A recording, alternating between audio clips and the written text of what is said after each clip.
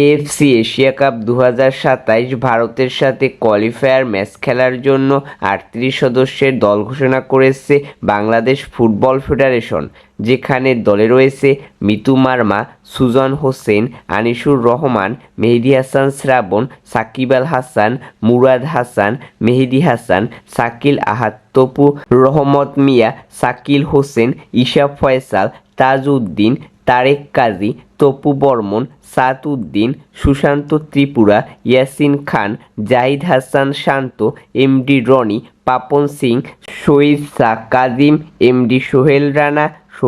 রানা, চন্দন রয়, Mahbubur Rahman Johnny, Sheikh মুরসেলিন, Jamal Bhuiyan, Hamza Chowdhury, Faisal Ahmed Fahim, Rakib Hossain, রাব্বি হোসেন রাহুল, রাফিকুল ইসলাম, ইমন, মোহাম্মদ ইব্রাহিম, আরিফ হোসেন আলামিন, পিয়াস আহমেদ নোবা, ফাহামিদুল ইসলাম। যেখানে কিন্তু এবারে বাংলাদেশ দলের হয়ে খেলতে এসেছে বাংলাদেশি সকল ফুটবল প্রেমীদের একজন আবেগের নাম হামজা চৌধুরী, যে কিন্তু প্রিমিয়ার লিগে শেফার্ড ইউনাইটেডের হয়ে মাঠ মাতাচ্ছে। তো বোঝাই যাচ্ছে যে প্রথমবারের মতো বিদেশি কোনো শ্রেষ্ঠ লিগে খেলা কোনো প্লেয়ার বাংলাদেশের দলের হয়ে খেলবে, যেটা কিন্তু সকল বাংলাদেশি ফুটবল প্রেমীদের জন্য একটি গর্বের বিষয়। তো আমরা আশা করব ভারতের বিপক্ষে যে স্কোয়াডটা হয়েছে সেই স্কোয়াডে যারা যারা রয়েছে তারা তাদের সেরা পারফরমেন্স করবে এবং বাংলাদেশের ফুটবলের যে দুর্দশা